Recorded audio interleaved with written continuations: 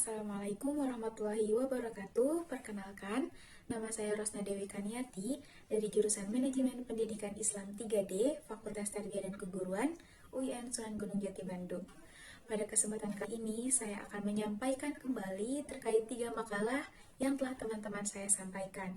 Di antaranya, kelompok yang pertama terkait konsep dan ruang lingkup manajemen pengembangan kurikulum, kelompok kedua mengenai pengertian, karakteristik, prinsip, dan tahapan perencanaan kurikulum, dan kelompok 10 mengenai analisis dan identifikasi sumber daya yang dibutuhkan dalam satuan pendidikan. Pada video kali ini, sebagai salah satu pemenuhan tugas dari mata kuliah manajemen kurikulum dengan dosen pengampu Bapak Diki Abdul Qadir MAG. Untuk materi yang pertama, di sini saya akan menyampaikan terkait konsep dan ruang lingkup manajemen pengembangan kurikulum.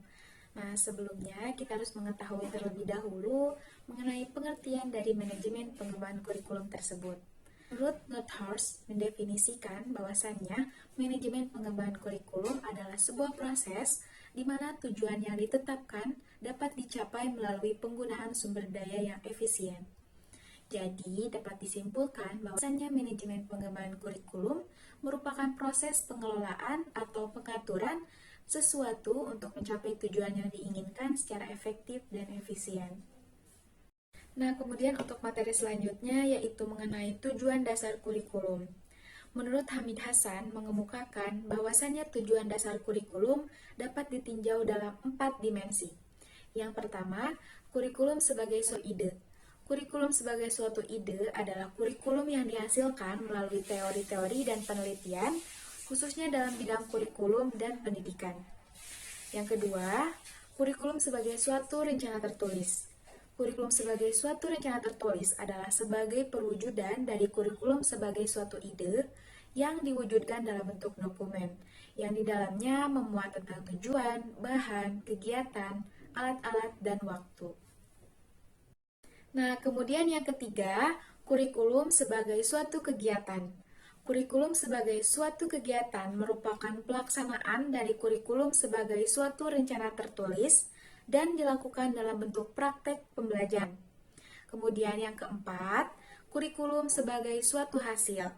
Kurikulum sebagai suatu hasil merupakan konsekuensi dari kurikulum sebagai suatu kegiatan dalam bentuk ketercapaian tujuan kurikulum, yakni tercapainya perubahan perilaku atau kemampuan tertentu dari para peserta didik.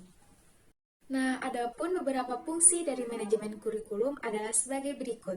Yang pertama, meningkatkan efisiensi pemanfaatan sumber daya kurikulum. Yang kedua, meningkatkan keadilan atau equity dan kesempatan pada siswa untuk mencapai hasil yang maksimal.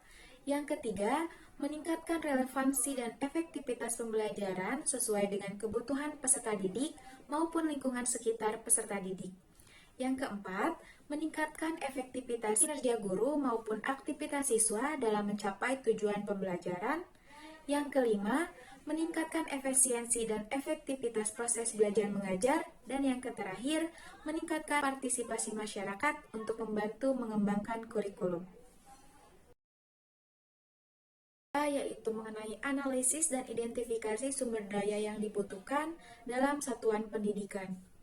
Nah, untuk definisi dari manajemen sumber daya manusia itu sendiri adalah sebagai suatu seni untuk merencanakan, mengorganisasikan, mengarahkan, mengawasi kegiatan-kegiatan sumber daya manusia atau karyawan dalam rangka mencapai tujuan organisasi.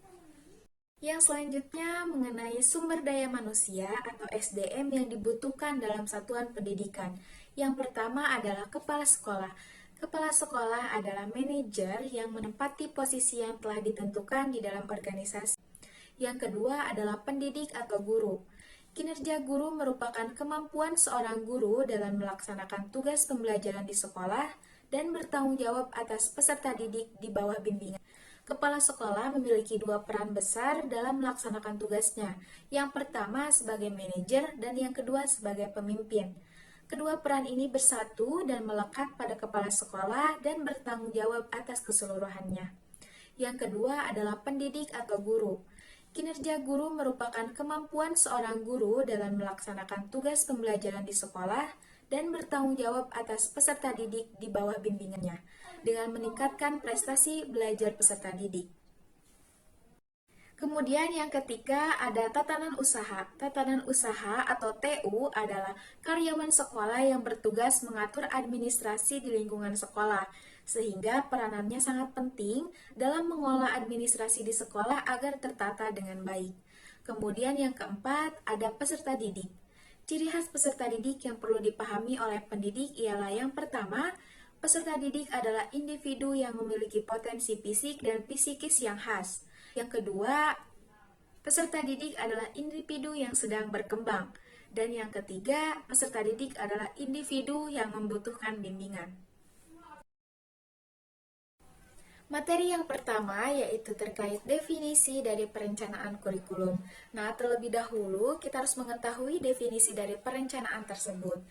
Perencanaan secara umum adalah proses yang sistematis sesuai dengan prinsip dalam pengambilan keputusan, penggunaan pengetahuan dan teknik secara ilmiah, serta kegiatan yang terorganisasi tentang tindakan yang akan dilakukan pada waktu yang akan datang. Nah, sedangkan definisi dari perencanaan kurikulum itu sendiri adalah suatu proses ketika berbagai komponen dalam berbagai level membuat keputusan tentang bagaimana seharusnya sebuah tujuan belajar, cara mencapai tujuan tersebut melalui situasi belajar dan mengajar, serta penelaahan keefektifan dan kebermaknaan metode tersebut. Materi selanjutnya yaitu mengenai karakteristik perencanaan kurikulum. Nah, di sini saya akan menyampaikan secara garis besarnya saja terkait karakteristik perencanaan kurikulum tersebut. Yang pertama, perencanaan kurikulum harus berdasarkan konsep yang jelas tentang berbagai hal yang menjadikan kehidupan lebih baik. Yang kedua, perencanaan kurikulum harus dibuat berdasarkan kerangka kerja yang komprehensif, yang mempertimbangkan dan mengkoordinasikan unsur-unsur esensial belajar mengajar efektif. Yang ketiga, perencanaan kurikulum harus bersifat reaktif dan antisipatif. Yang keempat, tujuan-tujuan pendidikan harus meliputi rentang yang luas akan kebutuhan dan minat yang berkenaan dengan individu dan masyarakat.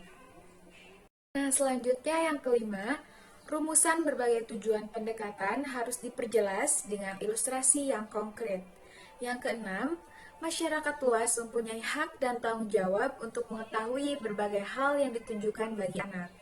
Yang ketujuh, dengan keahlian profesional, pendidik berhak dan bertanggung jawab mengidentifikasi program sekolah yang akan membimbing siswa ke arah pencapaian tujuan pendidikan. Dan yang terakhir, perencanaan kurikulum dan pengembangan kurikulum paling efektif jika dikerjakan secara bersama.